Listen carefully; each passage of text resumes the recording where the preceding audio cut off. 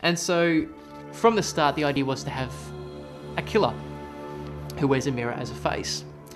And I told one of my friends about this idea and he laughed and said, MIRRORFACE.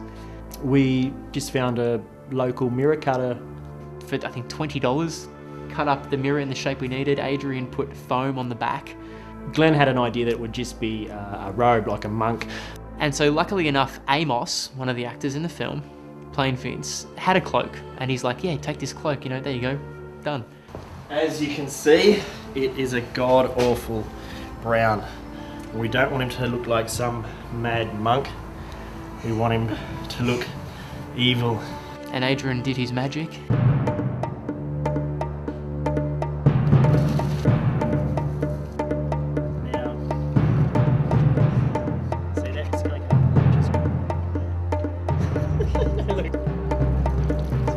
The idea was that MIRRORFACE, when he's killing his victims, you see yourself die. That's the gimmick, one of the gimmicks. So yeah, the hardest thing to find for the killer was probably the knife. I wanted one of the meanest looking knives, because you find a lot of killers in movies just have these boring, they look like kitchen knives.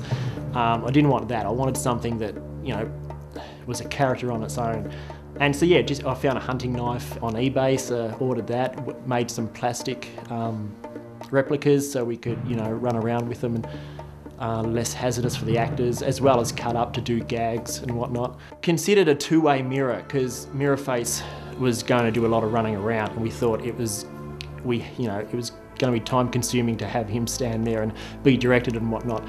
We couldn't find a two-way mirror, so we took the time-consuming route of having him directed everywhere. So I had a ski mask on, put the hood on and put the mask on. And then I had to wrestle another character, and it was hot and I started to sweat, I couldn't breathe, and I had a slight panic attack. I thought playing the villain would be cool, but I'm gonna live to regret this.